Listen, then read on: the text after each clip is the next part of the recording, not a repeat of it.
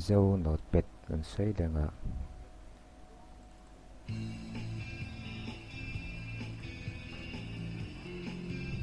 download din kha kan lenga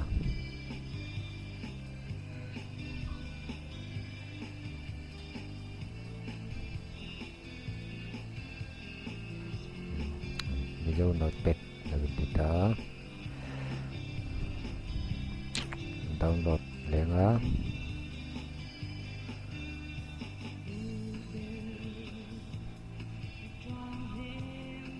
chu asai satea download pare lo chuan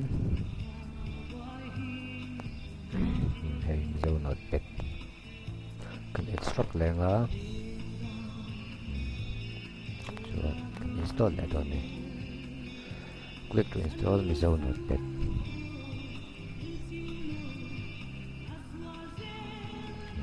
chuan install tinga kan install chauta chuan hei ron ran ngal ta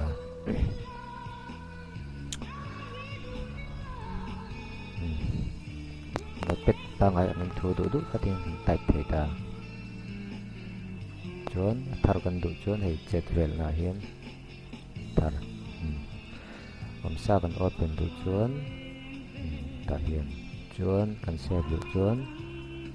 ta han save thei ni chuan hei exit na kan lut tha le chinanga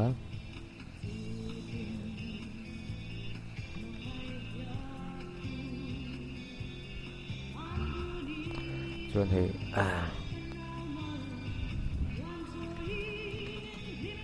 thil kan type chinanga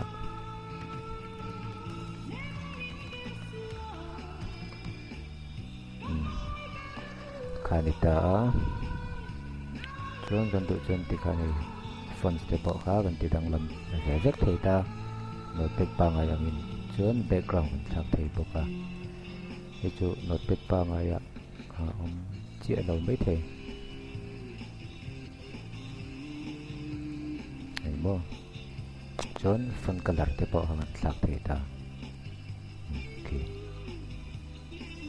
hei chu about kanita chuan concept chinang chat vel na ta thak tinga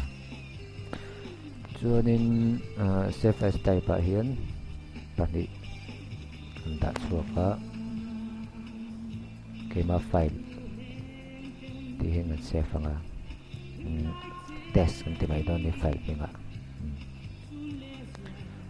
chuan desktop a save hei heta hi kema file .kmf extension kha aron in siam ve ta ni chuan chok tai thar angin hei kan va open le chinang file a chat vel na a hong tinga all file hei test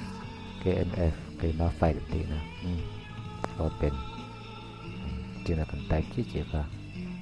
va open le ta ni